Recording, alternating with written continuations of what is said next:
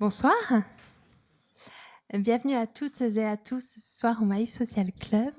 Donc, je suis Chloé Tournier, je m'occupe de la programmation de ce lieu.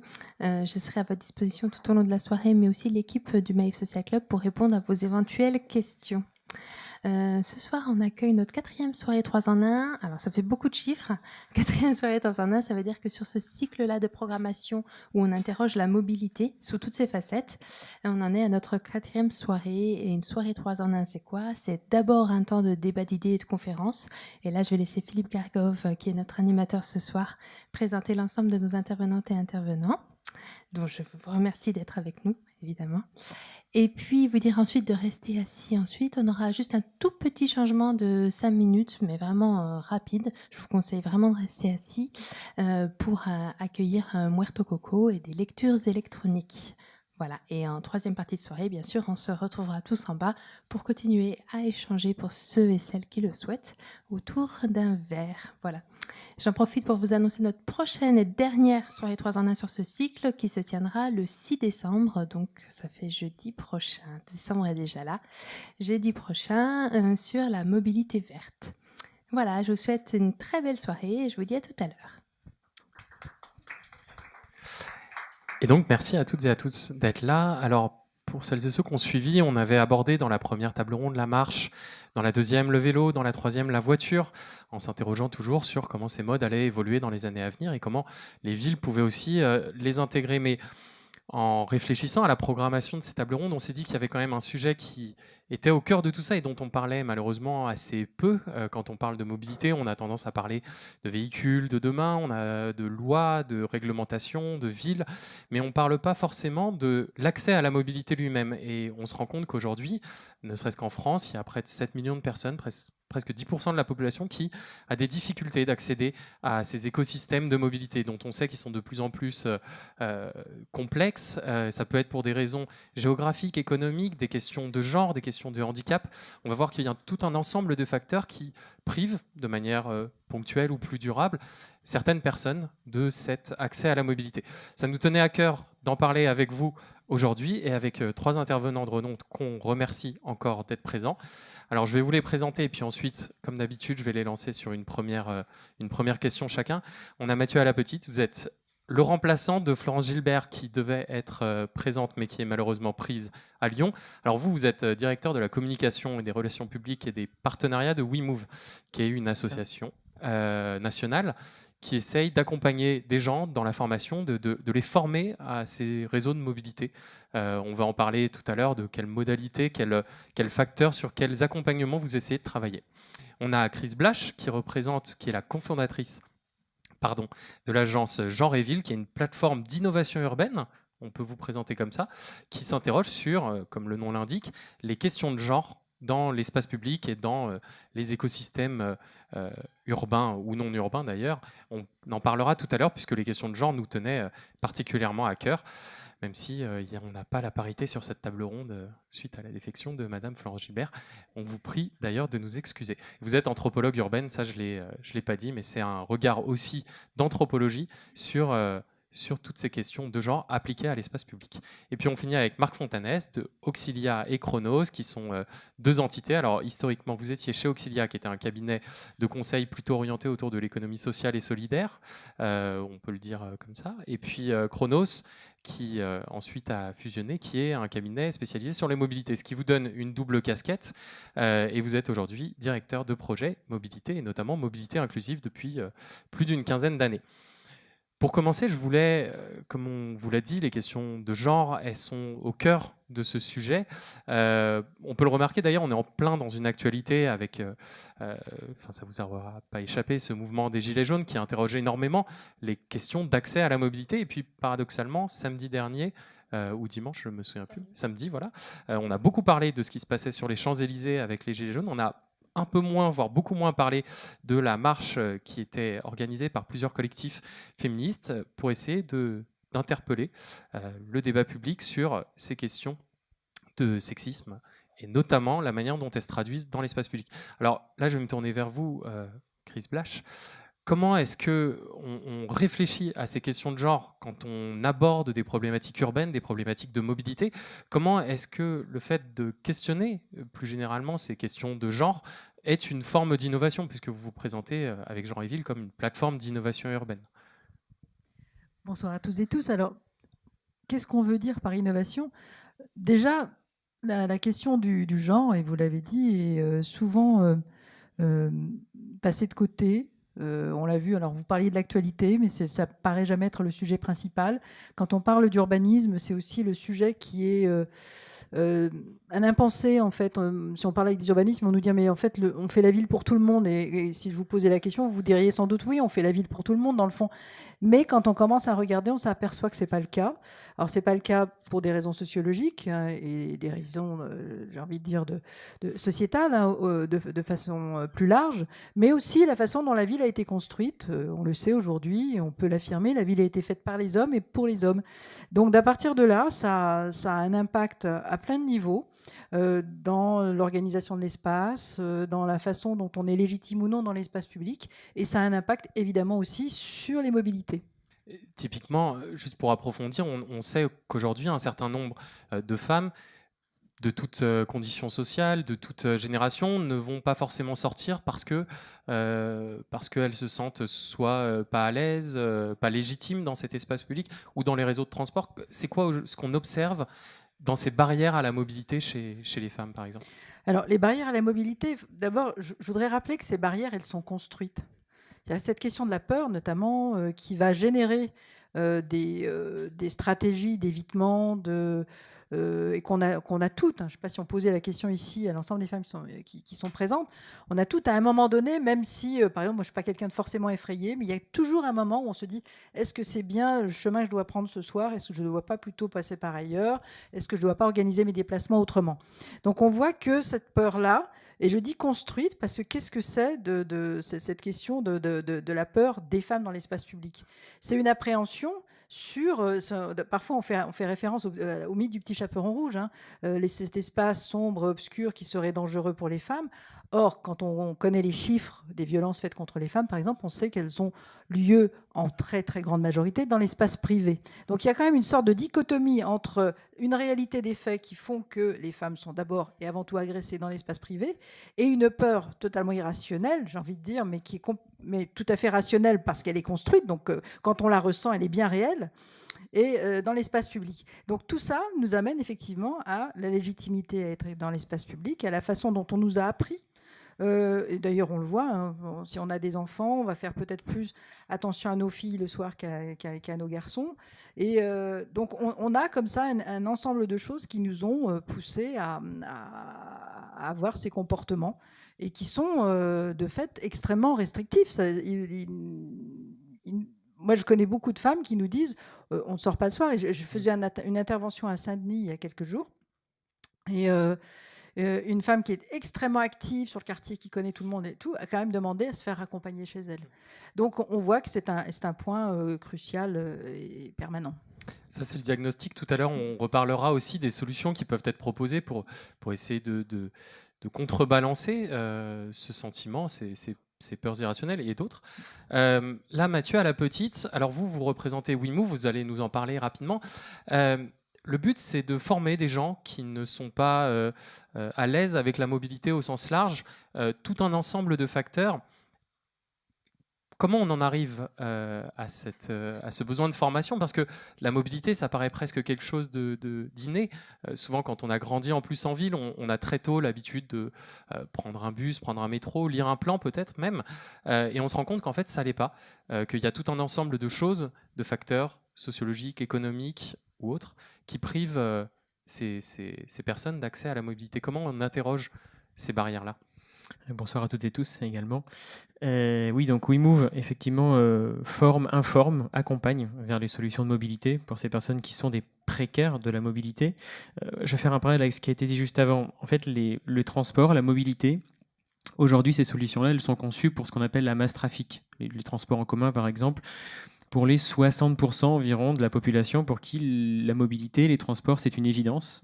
Par mimétisme, on a reproduit ce qu'ont fait nos parents, nos amis, on a des solutions de mobilité accessibles sur un territoire, donc c'est facile et c'est presque évident, c'est logique. Mais il y a une quarantaine de pourcents de la population pour qui c'est compliqué, pour qui c'est pas une évidence, pour qui il y a ce qu'on appelle des freins. Et donc pour ces gens-là, il faut un accompagnement, de l'aide, un accompagnement humain le plus souvent. Juste pour faire un petit zoom sur les freins, ils sont de plusieurs types et c'est cela qu'on va essayer d'analyser, de traiter dans l'accompagnement que fait WeMove. Il y a les freins financiers. Les transports sont trop chers pour moi. Ma voiture, l'entretien me coûte trop cher. Ça peut être vraiment très très large sur un aspect financier. En tout cas, mes finances ne me permettent pas d'assurer mes déplacements au quotidien. Il y a les problèmes matériels. Mon véhicule est en très mauvais état et encore une fois, du jour au lendemain, j'ai un emploi. Il ne tient qu'à l'état de ce véhicule. Du jour au lendemain, il tombe en panne. Je perds mon emploi. Il y a les freins physiques auxquels on pense assez souvent. J'ai un handicap temporaire, permanent. Et là aussi, je vais avoir beaucoup de difficultés à utiliser les solutions sur le territoire parce qu'elles ne sont pas conçues forcément pour moi. Et il y a un quatrième frein auquel on pense le moins souvent, et pourtant qui est le plus présent chez les bénéficiaires que l'on accompagne, c'est les freins psychosociaux. C'est finalement cet ensemble de peur, d'anxiété, d'appréhension. Je suis senior, je suis pas forcément, mon corps a vieilli, je suis pas forcément très habile physiquement.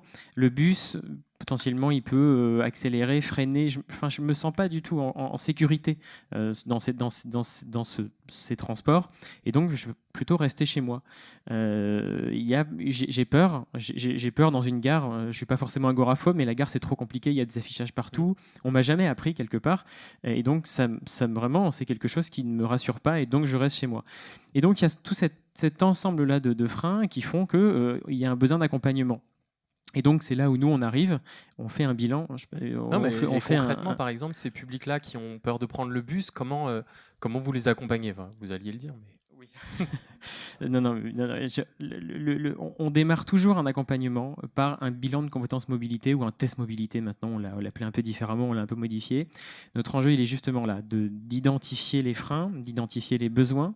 Et avant, sur le territoire, on a analysé l'ensemble des solutions de mobilité existantes. Elles sont inclusives, donc elles sont adaptées, ou elles ne sont pas forcément adaptées, mais on va les rendre adaptées si elles ne le sont pas encore. Et on parlait de formation, d'information, par exemple sur les transports en commun, on est organisme de formation, on va former à lire une carte, lire un plan, se repérer dans l'espace. Pour vraiment avoir plus de connaissances sur les transports en commun, on va même aller jusqu'à accompagner les bénéficiaires sur un trajet identifié, 1 fois, 2 fois, jusqu'à 10 fois. La première fois, le conseiller mobilité WeMove, il sera plutôt leader de la sortie. Et bien la dernière fois, en tout cas la dernière fois à l'issue de l'accompagnement, ce sera l'inverse, ce sera le bénéficiaire qui sera en tête, qui ira chercher son ticket, qui va prendre la bonne solution de mobilité. On n'abandonne pas un bénéficiaire tant que l'autonomie n'est pas retrouvée. Pour mettre quelques chiffres sur ce que j'explique, sur les publics en insertion socio-professionnelle, on est à 17% de taux de retour à l'emploi sur un accompagnement vers les transports en commun, donc vers de l'existant. On n'invente rien, on ne crée rien, parce qu'on peut aussi mettre à disposition des solutions, des flottes de véhicules, on a un panel assez large, mais rien que sur les transports en commun, on est à 17% de taux de retour à l'emploi. Donc c'est déjà très significatif. On en reparlera tout à l'heure un peu plus en détail. Là, je vais me tourner du coup vers Marc Fontanès.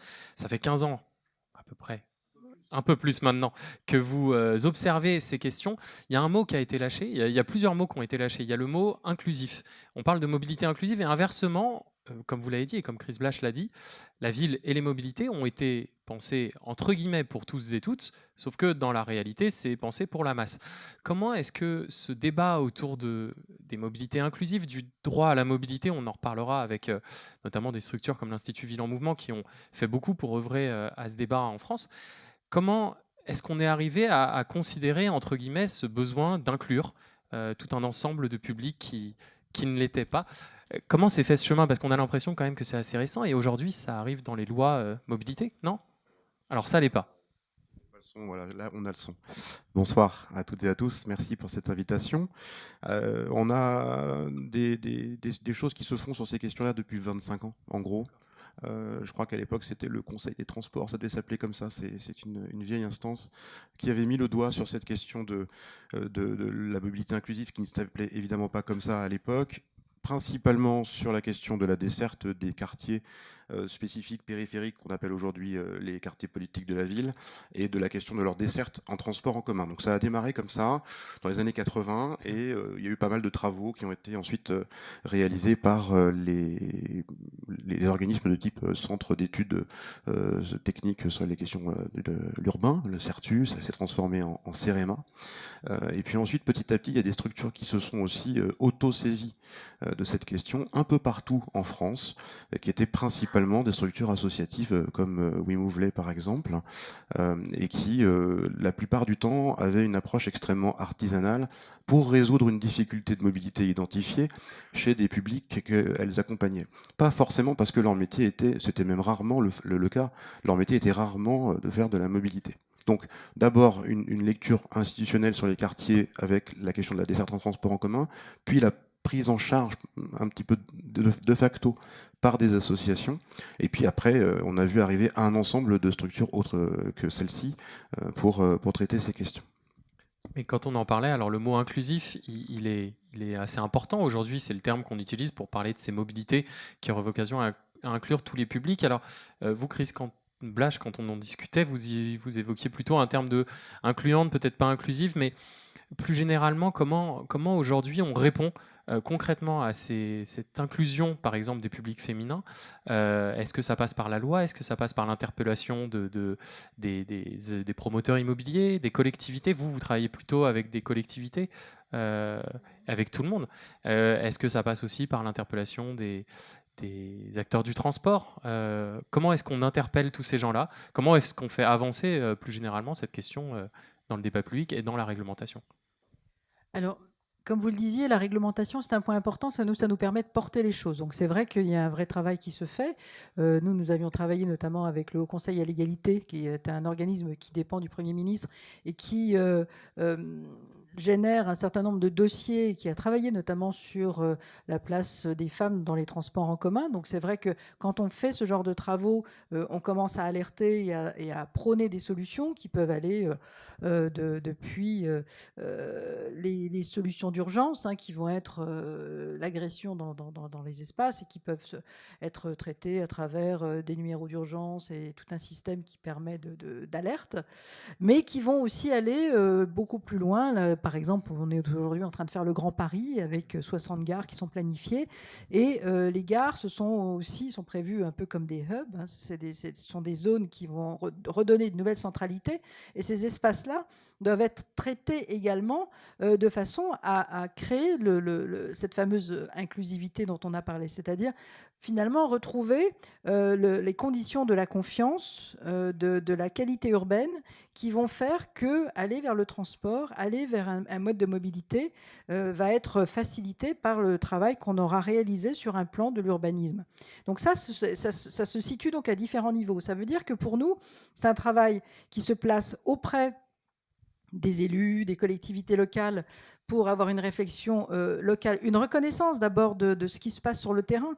On parlait des quartiers qui ont été longtemps isolés et qui le restent encore, où on a des situations de bout de chaîne, de bout de ligne. On travaille à Villiers-le-Bel, par exemple. Quand on arrive à Villiers-le-Bel en RER, après, il faut prendre un bus pour aller à l'autre bout de la ville, qui est très excentré, et ce qui veut dire que si on reprend la situation des femmes, par exemple, qui dans des quartiers politiques de la ville sont souvent avec des travaux précaires, avec des horaires décalés, elles vont se trouver dans une situation extrêmement pénible. C'est-à-dire que s'il faut partir pour faire les ménages et prendre le premier RER à 5 heures du matin, c'est compliqué de se déplacer dans ces conditions-là.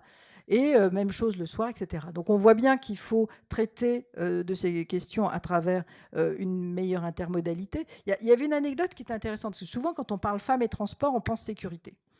Et la députée Catherine Coutel avait monté une étude sur Poitiers, qui était une des premières promotrices du bureau des temps, par exemple, qui est une façon aussi de travailler les relations au temps, à l'espace, les relations au travail, et l'ouverture des administrations dans d'autres temporalités, par exemple. Et à Poitiers, la première question qui était remontée chez les femmes, c'était pas la sécurité, c'était la ponctualité. Parce que ce qui était important pour pouvoir réaliser un certain nombre de tâches dans une journée, et on sait que les femmes ont beaucoup plus de tâches que les hommes. Aujourd'hui, les hommes, c'est encore 28% des tâches ménagères, par exemple. Hein, et on sait aussi toutes les fonctions normatives hein, du care, des enfants, etc., font que les femmes ont des mobilités extrêmement pixelisées. C'est-à-dire que autant les hommes vont avoir des mobilités... Alors, encore une fois, je parle dans l'ensemble, hein, parce qu'il y a des hommes aussi qui vont avoir ces fonctions-là, par exemple, de s'occuper des enfants, et du coup vont se retrouver avec des mobilités pixelisées aussi. Hein. Mais disons que si on reprend les chiffres, en grande majorité, ce sont les femmes qui ont des mobilités qui sont comme ça fragmentées et qui vont avoir besoin de fait qu'il y ait de l'huile dans les rouages pour qu'elles puissent aller d'un point à un autre avec facilité. Donc tout ça, ça s'organise à différents niveaux. Donc ça veut dire des discussions avec les organismes de transport. Pour l'Île-de-France, c'est STIF. Ça va être avec tous les rouages, les urbanistes dans la façon dont la ville va être pensée autour des gares, etc. Donc c'est un ensemble de choses et rien ne peut être fait de façon indépendante si on veut absolument réussir à transformer ces situations. En fait. Justement, pour transformer ces situations, alors WeMove, vous travaillez beaucoup en fonction des institutions qui vous interpellent, c'est ça, selon que vous travaillez pour un département, une région, vous allez aborder des problématiques différentes.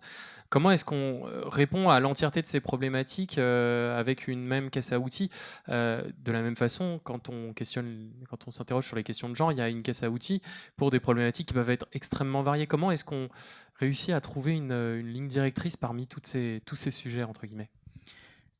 Aujourd'hui, on n'a pas les moyens. Concrètement, avec nos dispositifs et les textes de loi actuels, on n'a pas les moyens de couvrir l'ensemble des besoins du territoire. On l'a dit, 7 millions de personnes en fragilité avec la mobilité, 5 millions de seniors qu'il faut ajouter également. Et qui vont être de plus en plus nombreux. De plus en plus nombreux et de plus en plus vieux. Enfin, les seniors vont être de plus en plus âgés. Donc il y a vraiment cette thématique qui aujourd'hui n'est pas suffisamment traitée. Donc on parlait tout à l'heure des pouvoirs publics, c'est exactement ça. Parenthèse, mais en plus de ça, ça sera des femmes seniors encore plus nombreuses que les hommes seniors. Donc, la deuxième parenthèse, c'est que les femmes à la retraite ont 40% de revenus de moins que les hommes, en moyenne nationale. C'est dire la tâche qui nous attend. Voilà. C'est pas la table ronde la plus réjouissante, mais c'est peut-être une des plus importantes. On va essayer de trouver une ouverture à la fin. Effectivement. Donc nous, on conventionne avec des collectivités et en fonction de leurs compétences, on va donc cibler notre accompagnement sur un type, entre guillemets, de public. L'exemple tout à fait classique, un département où WeMove, on a besoin d'un accompagnement sur les bénéficiaires du RSA, parce que c'est le département qui a la compétence du RSA. Donc, prenez en charge 600, 800 bénéficiaires du RSA sur l'année. Nous, on a un taux de retour de maintien dans l'emploi et la formation de 46% sur le territoire. Et dans les zones rurales, on monte à 60%. Donc, c'est tout l'intérêt de la collectivité, c'est de nous financer des accompagnements pour qu'on sorte des bénéficiaires de cette situation, donc que finalement ils retrouvent une activité pérenne. Et donc, ça fait autant de RSA en moins de verser pour ces personnes. Donc, c'est typiquement cela, accompagner les bénéficiaires du RSA. Donc, nous, on va identifier des prescripteurs sociaux sur le territoire qui vont pouvoir nous drainer ces publics-là. On n'est pas une plateforme grand public. On travaille avec des prescripteurs qui nous envoient des publics, on cible des publics. Notre limite, elle est là. C'est que, typiquement, on a plein de publics évoqués juste avant précédemment qui ne sont pas forcément repérés par la sphère sociale, qui passent sous ces radars sociaux et qu'on ne peut pas accompagner. Donc on est financé aujourd'hui par des financements sociaux. Demain, et il y a une loi mobilité qui a été présentée lundi et on parlait tout à l'heure justement de pouvoir public et d'influence sur les pouvoirs publics, c'est financer aujourd'hui ces dispositifs par des politiques de mobilité et puis des politiques sociales, et on n'aura plus ce cloisonnement de public cible. On pourra finalement rendre l'ensemble des solutions de mobilité inclusives par l'accompagnement, la formation, l'information et la création de nouvelles solutions. C'est ce que l'on fait sur les territoires. Donc aujourd'hui, on est bridé. Je dis toujours qu'on vient sur un territoire avec un alibi. Venez remettre dans la mobilité des bénéficiaires du RSA, des demandeurs d'emploi, des seniors, parce qu'on a de plus en plus aujourd'hui des accompagnements pour les seniors. Mais on est incapable d'avoir une approche globale. Alors, on va s'interroger aussi sur cette loi qui vient d'être présentée, la loi mobilité. Alors, Marc Fontanet, je ne sais pas si vous avez envie de commenter ce qui a été présenté, mais le simple fait que cette question de la mobilité inclusive ait été intégrée, ait été incluse dans cette loi, ça ouvre des portes. Est-ce que les horizons sont... On a parlé de choses un peu lourdes, est-ce que les horizons sont positifs là-dessus ? Alors, bon, Il n'y a pas de premièrement, ministre c'est ici, très hein. récent. Deuxièmement, il y a Ouais. encore tout un travail parlementaire qui va venir et dont on peut imaginer qu'il va remanier un certain nombre de choses. Elle était très très très attendue, cette loi, par tous les gens qui sont ici, peut-être, en tout cas dans les métiers du transport, de la mobilité, des territoires, de l'aménagement, etc. Bon, il y a des choses qui avancent, qui sont intéressantes. Et sur la question de la mobilité plus solidaire, je crois que c'était le terme qui était retenu, il y avait pas mal de sous-sujets. Il y a la question de, moi j'utilise le terme de fracture encore, la question de la fracture sociale, donc on a assez largement évoqué pour le moment, pour des publics en situation de précarité, pour des raisons de revenus notamment, pour des publics en perte d'autonomie, etc. Il y a la fracture numérique, dont on parle assez peu, mais quand on parle de mobilité, mais néanmoins c'est un vrai sujet, puisqu'on est de plus en plus sur des mobilités numériques, et qu'on a encore pas mal de gens, pour des raisons diverses et variées, et pas que les personnes âgées, qui ne sont pas forcément très à l'aise avec l'outil numérique. Et puis, il y a la fracture territoriale, sur laquelle je travaille beaucoup et qui me semble être de plus en plus prégnante. La problématique des gilets jaunes, elle est aussi liée à ça, elle est liée à la distance qu'on doit parcourir pour aller au travail ou autre. Et quand on est dans des territoires périphériques, périurbains ou ruraux, on a de plus en plus de difficultés à accéder aux solutions, services, commerces de la vie quotidienne et à l'emploi. Donc la loi, elle est censée venir répondre à ces enjeux-là sur cette problématique de la solidarité, sachant qu'il y en avait 6 au total. Il y avait plus vert, plus techno, plus je sais plus quoi, bref. Donc sur la question de la solidarité, il y a encore énormément à faire. Sur la partie mobilité inclusive, des personnes en particulier, peut-être que Mathieu pourra dire plus précisément ce qu'il en pense. Sur la partie territoriale, très concrètement, aujourd'hui, on a un peu plus d'1 millier de communautés de communes en France qui n'ont pas la compétence dite transport-mobilité, parce qu'elle fait peur, parce que prendre la compétence transport-mobilité, ça veut dire mettre en place, pour l'instant, un réseau de transport public. Ça coûte très cher, et donc sur les 1040 communautés de communes qui ont la possibilité de prendre la compétence transport, il n'y en a que 20 qui l'ont prise pour l'instant, parce que c'est trop compliqué. Or, on a des vrais besoins de gestion, de traitement, de prise en charge de la mobilité locale dans ces territoires qui ne sont pas pris en charge par les agglomérations urbaines, par définition, parce qu'il y a des frontières administratives autour de ces agglomérations urbaines, des métropoles, etc. Et puis sinon, il y a la région, tout en haut, là, avec 13 régions qui sont parfois, elles le disent elles-mêmes, un petit peu loin des réalités du quotidien des habitants des territoires ruraux notamment. Alors, cette question du lien, alors il nous reste 10 minutes, un quart d'heure avant de passer la parole pour des questions, mais cette question du lien avec du concret, avec du terrain, donc vous en tant qu'anthropologue, Chris Blage, vous allez sur le terrain, c'est une partie de votre diagnostic. Quand on préparait cette table ronde, vous me disiez que une partie de votre travail, c'est aussi d'aller sur le terrain à l'étranger pour voir comment ça se passe à l'étranger. Est-ce que sur ces questions de genre, plus spécifiquement, mais plus largement d'inclusion. Est-ce qu'il y a des choses qui vous ont marqué, qui se font à l'étranger, qui pourraient être particulièrement inspirantes? Souvent, on utilise le terme de benchmark pour aller chercher des inspirations ailleurs. Est-ce qu'il y a des choses qui vous ont marqué, en bien ou en mal d'ailleurs, dans des territoires, soit proches, soit lointains, autour de cette question de l'inclusion des femmes dans ces réseaux de mobilité? Oui, alors je pense qu'il y a des choses qui se pratiquent, d'une part, alors c'est vrai qu'on cite souvent les pays du Nord, hein, parce que les pays du Nord, en termes de mobilité, offrent aujourd'hui quelque chose qu'on a encore du mal à positionner ici. Quand on nous dit que, par exemple, les mobilités douces pourraient être un handicap pour les femmes, parce qu'elles peuvent former plusieurs enfants à vélo, ça repose tout à fait les questions. Si on va au Danemark, on voit qu'avec un triporteur, on peut amener autant d'enfants qu'on veut au vélo, et sans parler du stéréotype, bien sûr, qui indiquerait encore une fois que le rôle normatif des femmes, c'est d'amener les enfants à l'école. Donc il y a des choses qui peuvent se proposer et qui montrent que c'est possible. Je sais que la ville de Paris, par exemple, est aussi en train de mettre en place des parkings à vélo sécurisés. Et donc ça facilite aussi de faire des échanges pour aller d'un point à un autre, parce que parfois, il suffit de pouvoir prendre même son propre vélo pendant 1 kilomètre ou 2 pour résoudre les choses. Après, je sais à quoi vous faites allusion. On avait discuté aussi des procédés qui consistent à sécuriser des zones pour les femmes en fait dans les transports, donc ce qu'on appelle communément les wagons roses. Et alors c'est un phénomène intéressant et que moi j'ai contre lequel je m'assure pour des raisons profondes, politiques, éthiques, qui sont que si d'abord ça remet les femmes dans une position on est dans un rôle un peu patriarcal, qui dirait bon, on doit absolument vous protéger. Par ailleurs, ça sous-entend aussi que les hommes sont systématiquement des agresseurs. Enfin, ça envoie beaucoup de signaux qui ne sont pas forcément bons. Mais d'un autre côté, j'en parlais avec des membres qui travaillent dans d'autres pays qui disent parfois sans ces wagons-là, certaines femmes n'iraient pas travailler. Donc, je me suis retrouvée effectivement pour une mission en Inde au mois de septembre et j'ai utilisé j'ai testé les wagons roses dans le métro de Delhi.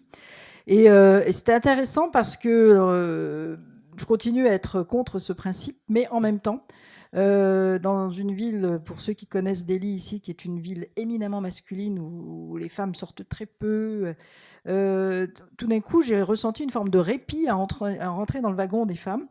Il y avait aussi on sentait qu'il y avait une sorte de relâchement en quelque sorte, d'une baisse de la vigilance. Qui est d'être moins en tension permanente, d'être toujours en train d'essayer de surveiller toutes ces bases, etc. Donc je me suis dit, bon, encore une fois, quand on travaille sur ces questions-là, quand on travaille sur les questions de l'accès, quand on travaille sur les questions des ambiances, il n'y a jamais une réponse simple, il n'y a jamais une réponse monolithique. Cette histoire des wagons, par exemple, je pense que ça ne doit certainement pas être une fin en soi, mais peut-être que dans certains contextes, c'est un moyen. Donc, c'est intéressant de réussir à trouver des souplesses dans la façon dont on pense les choses. Voilà, ce sont des questions qui, encore une fois, doivent se travailler avec beaucoup de délicatesse. Nous, on travaille beaucoup sur le terrain, on interroge les femmes, on voit quels sont tous les freins, les moments où elles ne sortent pas, même dans des villes qu'on peut imaginer totalement sereines. On a fait des travaux sur Nantes, par exemple. Il y avait des femmes qui n'allaient pas au bout du tram à partir de certaine heure parce que le tram à Nantes, il s'arrête au niveau des facultés et au-delà, il se vide. Et donc, il y a la peur de se retrouver dans le tram vide. Donc, c'est vraiment un travail. Et pour nous, ce travail-là, ça va être de l'information positive.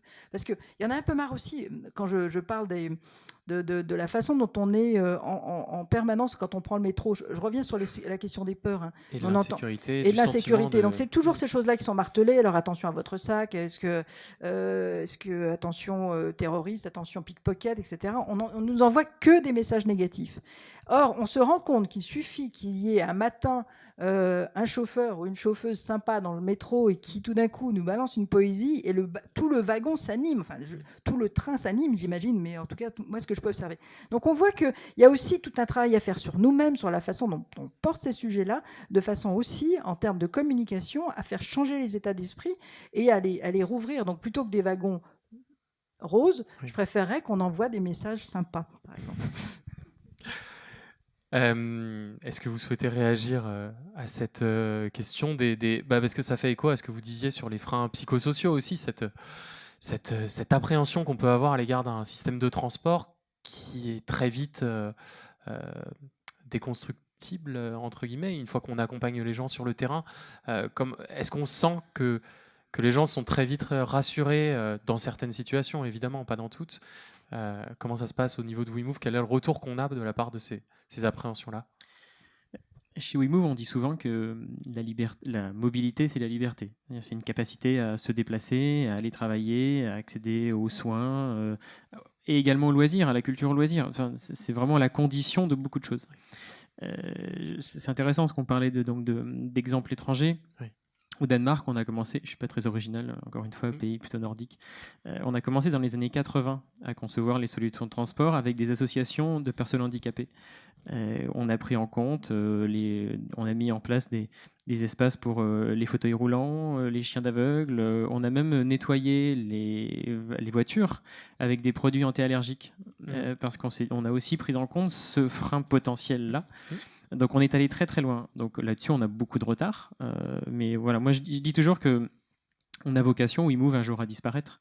Si on arrivait à concevoir des solutions de mobilité parfaitement inclusives et conçues pour les plus exclus, parce que de fait, si on conçoit pour les plus exclus, on a conçu pour les moins exclus, donc les fameux 60% de la masse trafic, on a gagné en fait. On a réalisé il y a quelques semaines une étude sur la mobilité des seniors. Et les seniors majoritairement, étude nationale, donc vraiment urbain, périurbain, rural, sur l'ensemble du territoire. Et on leur a demandé, donc au-delà de la forte dépendance à la voiture individuelle, où il faut vraiment travailler là-dessus, on leur a demandé quelles sont leurs attentes, de quoi finalement ils ont besoin prioritairement en termes de mobilité. Ce qui est revenu le plus souvent, à 45%, c'est finalement l'information. Il y a une profusion d'offres, même finalement un senior dans une zone très urbaine avec plein de solutions. Le problème, c'est qu'on peut mettre à disposition plein de solutions. Pour certains publics, s'il n'y a pas l'accompagnement qui va avec, les gens passeront toujours devant sans jamais les utiliser. Et la deuxième attente, à 37%, c'est l'accompagnement humain. Et c'est finalement, nous, ce que l'on apporte au maximum. Nous, on a des plateformes de mobilité donc, sur l'ensemble du territoire. Il y en a 27. On accompagne 11 500 personnes par an. J'ai parlé tout à l'heure de l'impact social sur le taux de retour à l'emploi, mais il y a aussi sur les seniors. On a démarré à Bordeaux. On a accompagné plusieurs centaines de seniors quand on a démarré le dispositif. 100% des seniors qui ne se déplaçaient pas du tout se redéplacer un petit peu. On a fait augmenter tous les modes de déplacement qui sont doux, qui sont durables, qui sont en commun. Le seul qui a baissé, c'est la voiture individuelle.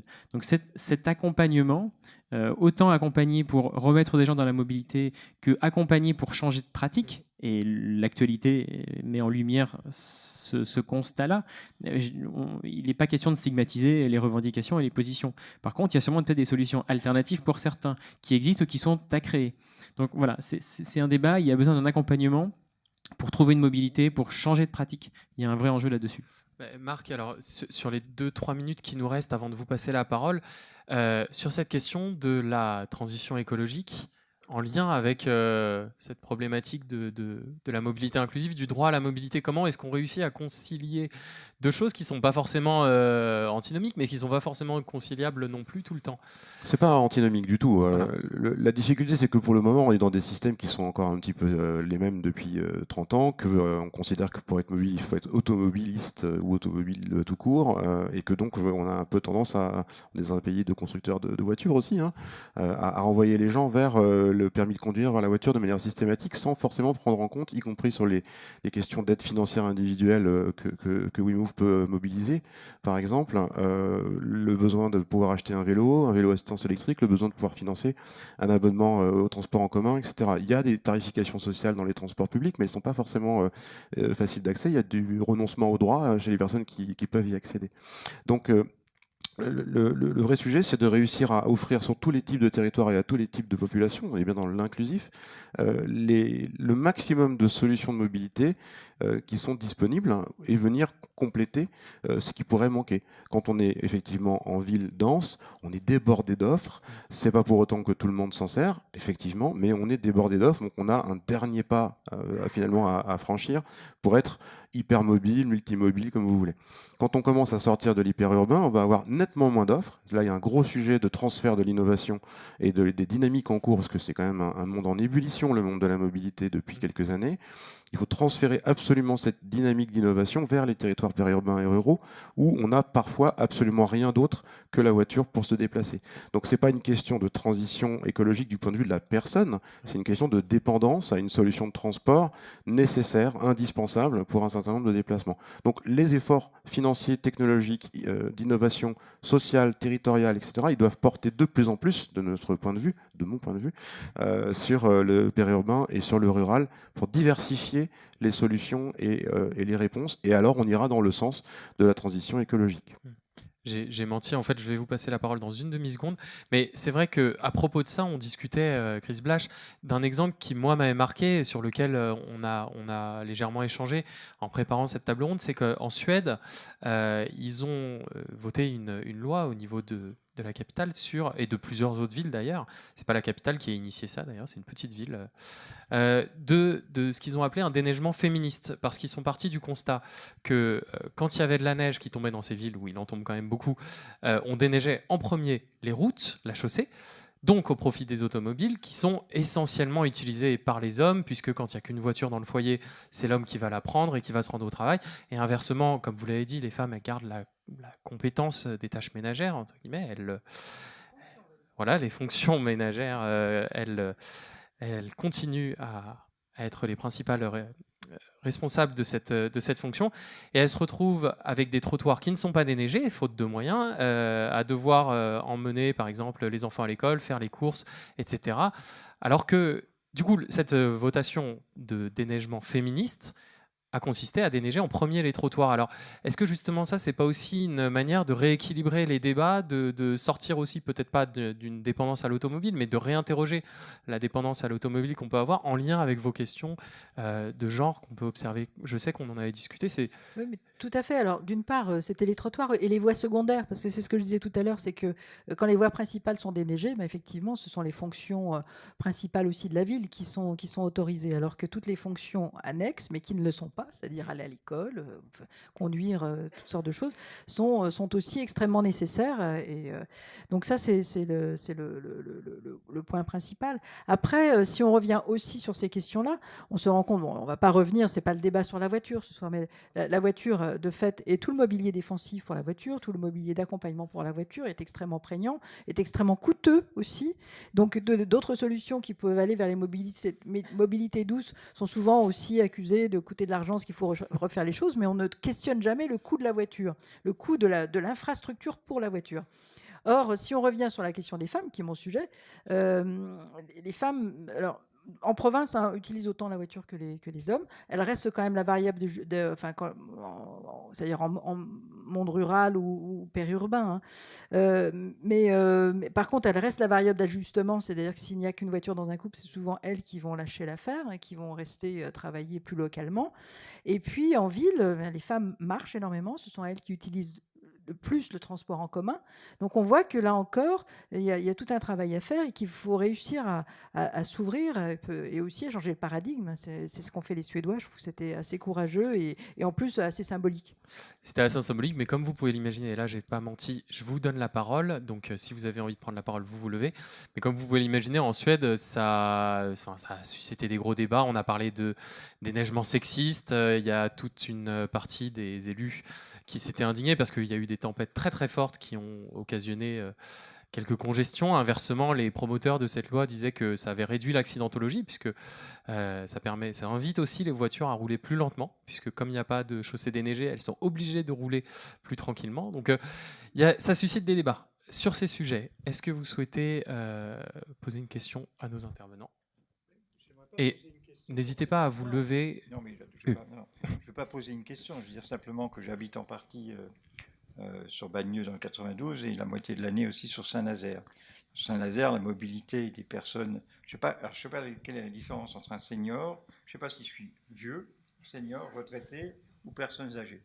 Et je suis relativement actif, mais à Saint-Nazaire, vous verrez que le vélo électrique prend une dimension, assure la mobilité des personnes dites seniors, parce que c'est des vélos électriques loués par la ville. Le seul problème, c'est qu'il faut déposer 400 € de dépôt de garantie, voilà, de dépôt de garantie, mais la mobilité à Saint-Nazaire ne pose de problème à personne, et de moins en moins, parce qu'il y a un transport qui s'appelle Hélice, ça c'est le transport en commun, mais le vélo électrique dont vous ne parlez nulle part là, fait chez Decathlon et on voit pour les vélos que de plus en plus on a des magasins de vélos qui n'existaient pas et qui existent dans les villes moyennes, pas forcément à Paris, mais c'est très très important ce qui se passe pour le vélo, parce que vous avez à Saint-Médard-en-Jalles, dans le Gers, vous avez une université du vélo. On va apprendre à quelqu'un à tenir un magasin de vélo et à faire son stock de pièces détachées, à savoir gérer un magasin de vélo, parce qu'on a une demande de ça. On va laisser les invités. Juste, on a la semaine prochaine une table ronde sur innovation et mobilité verte. Donc on abordera évidemment la question du vélo électrique. Là, je vais laisser qui veut répondre. Oui, on m'a enlevé mon micro. Mais non, gardez-le, c'est pour la salle. Le sentiment que vous avez que personne n'a de problème de mobilité à Saint-Nazaire, il est peut-être le même pour beaucoup de gens sur d'autres territoires. Les gens qui sont en difficulté, ils ne vont pas le clamer. Il y en a partout. Il n'y a pas de différence entre le centre-ville et le rural. Finalement, quand on regarde, il y a des gens en difficulté pour plein de raisons différentes partout. Il y a des pauvres en centre-ville, il y a des gens qui sont en difficulté pour se déplacer, juste pour marcher partout. partout. Voilà. Donc les difficultés, elles sont d'ordre physique, d'ordre cognitif, d'ordre psychologique, on l'a dit tout à l'heure. Non, la mobilité n'est pas innée, malheureusement, ça s'apprend. Et donc il y a plein de situations dans lesquelles on peut se retrouver en empêchement de mobilité de manière ponctuelle ou plus durable, mais on ne le voit pas. Parce qu'effectivement, dans votre cas, vous êtes mobile, et donc quand vous vous déplacez, vous êtes avec des gens qui sont mobiles. Par définition, dans les enquêtes de l'INSEE, les personnes âgées, les plus en difficulté et qui sont sur les territoires les moins denses, où il y a le moins de commerce et le moins de services, elles restent chez elles dans un cas sur 3, 5 jours d'affilée. Elles ne sortent pas de chez elles, c'est plus clair comme ça, 5 jours d'affilée dans les territoires les moins denses, parce qu'il n'y a pas suffisamment de moyens et de commerce et de services à proximité. Ça, c'est toute cette question de l'invisibilité de toutes les problématiques dont on parle ici, et comment on les fait, comment on les rend visibles en allant les chercher. Est-ce qu'il y a une autre question dans la salle? On va passer la parole à madame et puis après à vous. Vous avez évoqué tout à l'heure 1040 communes où les gens ne peuvent apparemment pas se déplacer. Qu'est-ce qui est Communauté de communes. Voilà, j'ai entendu ça, ça m'a interpellé. Qu'est-ce qui va être fait? Comment on fait pour ces personnes-là qui sont dans ces petites communes? Comment elles font pour se déplacer actuellement? Alors, les 1040 communautés de communes, c'est tout ce qui n'est pas les métropoles. Donc, c'est quand même une grosse partie du territoire français. Il y a heureusement des gens qui arrivent à se déplacer sur ces territoires-là.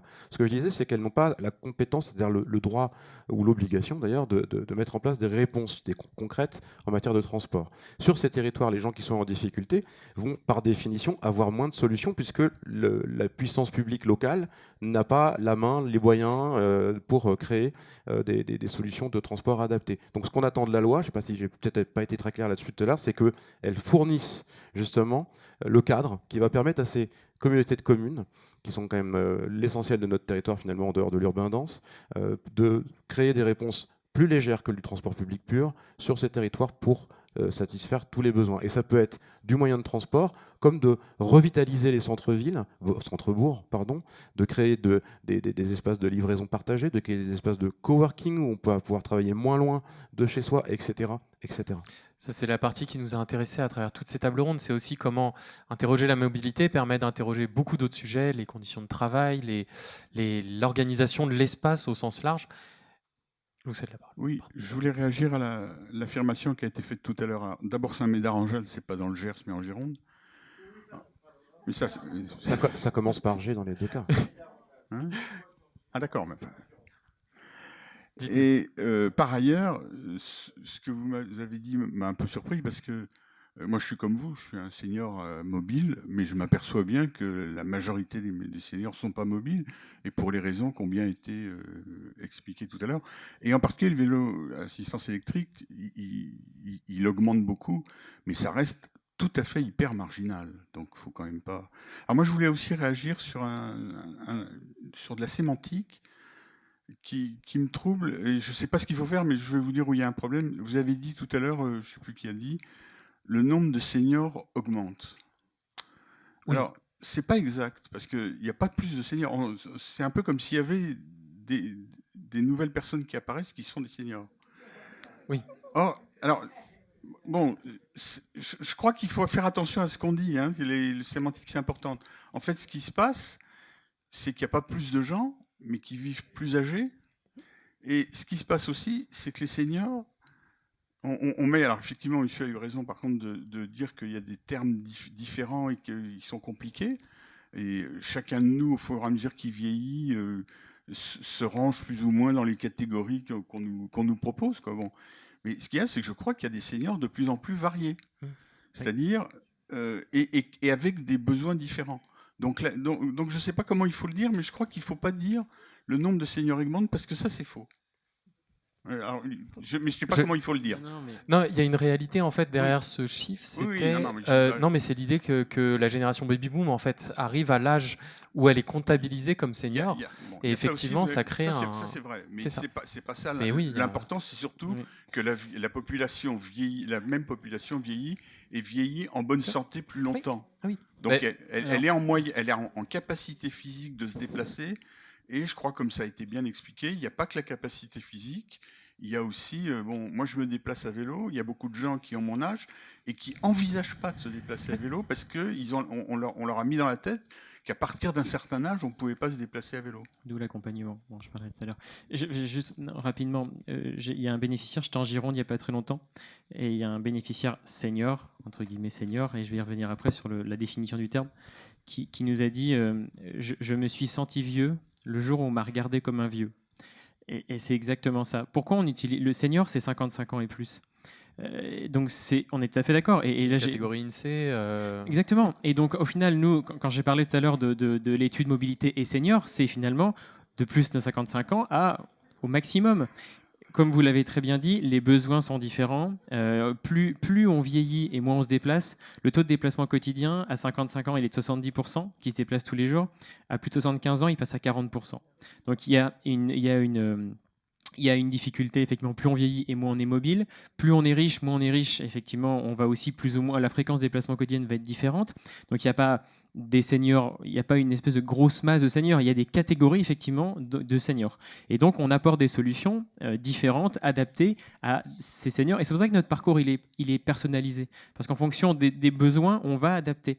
Et en fait, ce qui est intéressant dans le fait de parler des seniors et donc de commencer relativement tôt, plus de 55 ans, c'est qu'on essaye de plus en plus d'anticiper les changements de pratique. On travaille avec des mutuelles, on travaille avec des assurances par exemple, et on essaie de faire un bilan de compétences mobilité, pas pour des gens, on le fait pour le curatif, des gens qui ne sont pas encore mobiles, mais on le fait aussi de plus en plus en préventif. Donc des jeunes seniors, entre guillemets, et on leur dit, vous savez, aujourd'hui, il y a d'autres solutions de mobilité. Une dépendance à la voiture individuelle, du jour au lendemain, c'est une rupture de mobilité. Si on l'anticipe, elle se passe mieux. Donc plus finalement on travaille tôt avec des seniors, entre gros guillemets, et plus les choses se passent bien. D'où l'utilité de parler de seniors et d'agir sur ces seniors avec des besoins différents et donc en leur apportant des solutions différentes. Et on retombe sur la question de l'inclusivité, enfin de toute la segmentation de tous ces micro-publics à qui il faut répondre. Marc, un complément du coup. Juste, on a fait l'exercice d'essayer de définir ce que c'est que senior il y a 4 ans, dans une autre étude nationale qui a précédé celle-là. C'est extrêmement compliqué, parce qu'en fait, dans l'entreprise, à partir de 45 ans, on est considéré comme un senior, ça peut même être vu comme quelque chose de positif, c'est-à-dire que j'ai de l'expérience et je peux éventuellement la transmettre. Alors c'est positif, ça dépend des boîtes, hein, mais bon voilà. Effectivement, là, on peut commencer à 55 ans, moi j'ai plutôt travaillé à partir de 65 ans, et etc. Donc, par contre, il est mathématiquement incontestable qu'on est, 1, de plus en plus nombreux, 2, qu'on va vivre de plus en plus vieux. Donc 3, on va avoir de plus en plus de personnes en risque de perte d'autonomie sur les questions de mobilité. Voilà. Mais ça pose aussi cette question de la sémantique qu'on utilise pour parler de ces publics et qui concerne d'ailleurs toutes les questions qu'on peut aborder. Enfin.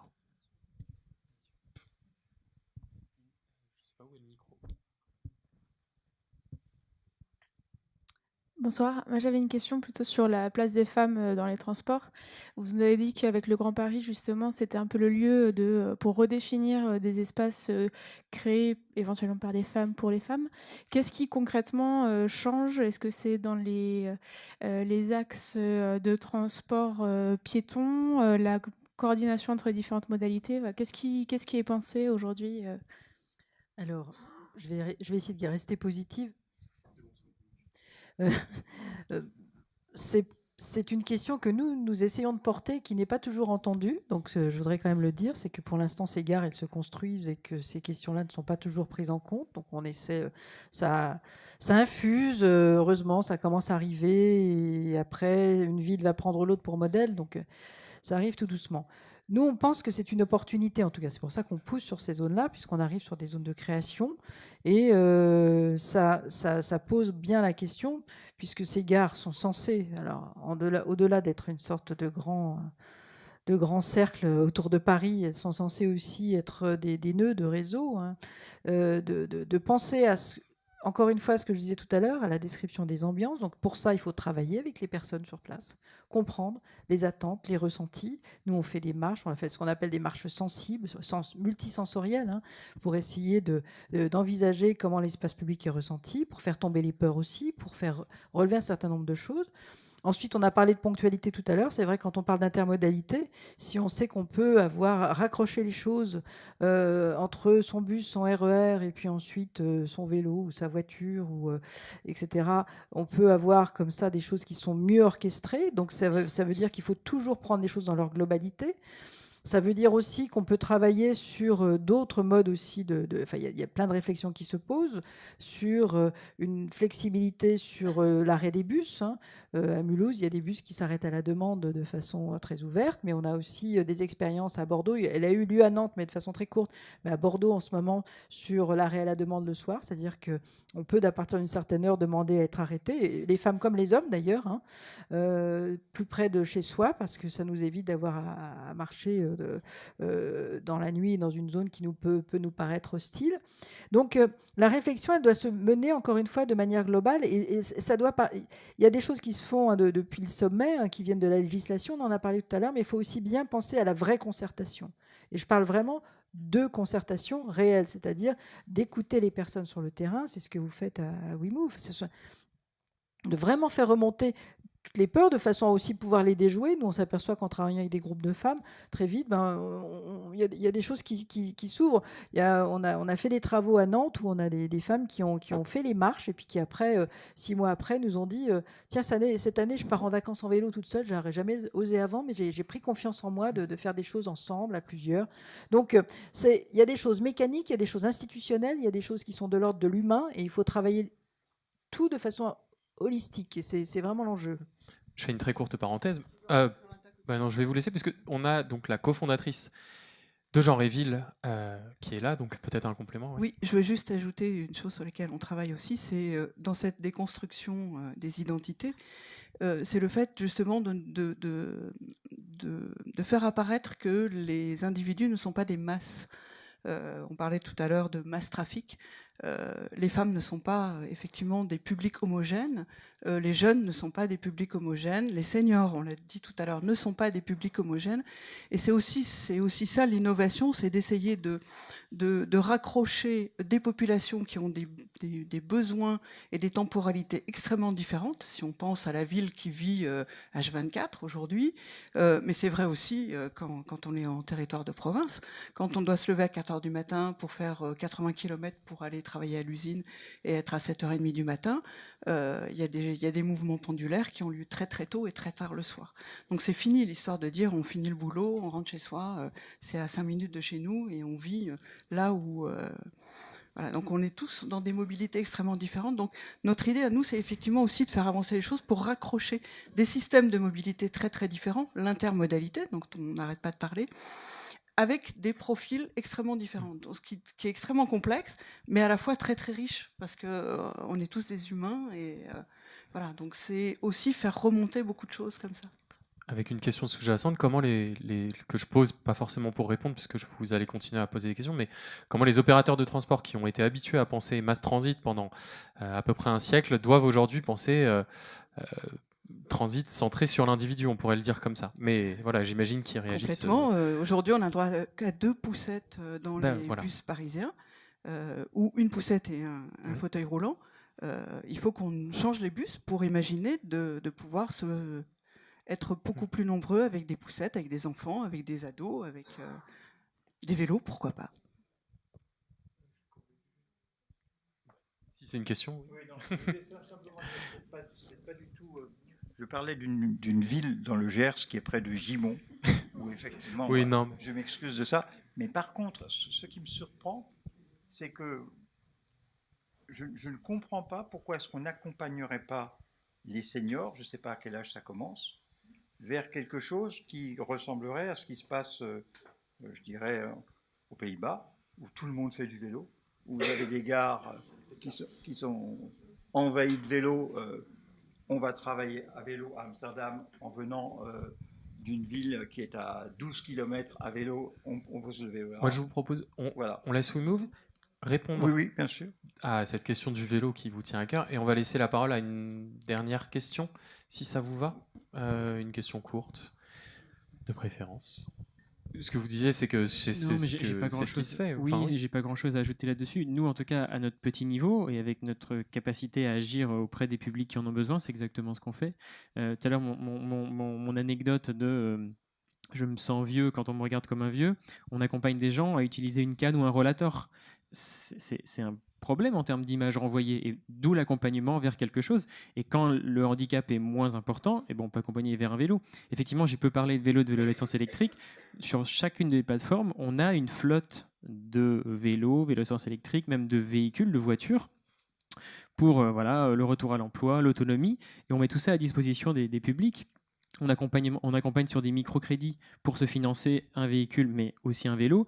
Aujourd'hui, le vélo à essence électrique, dans les zones périurbaines et même rurales, c'est une solution exceptionnelle pour nous. 75% des trajets domicile-travail font moins de 5 km. Avec un vélo à essence électrique, on s'en sort bien, voire très bien. Donc ça, pour nous, c'est une vraie clé, et on avance beaucoup avec ce sujet-là. Une dernière question ? Chris Blache, que j'aimerais poser cette question. Comment est-ce que vous prenez à partie les acteurs de la mobilité type RATP, SNCF, que sais-je, sur la question du sentiment de peur, de danger que peuvent éprouver les femmes, effectivement, de tout âge, hein, aujourd'hui ou hier. Je trouve pour ma part ce que j'ai vu en 1 ou 2 décennies, une légère évolution, notamment dans les politiques de communication de la RATP, mais que je trouve encore hyper timide et parfois complètement à côté de la plaque aussi.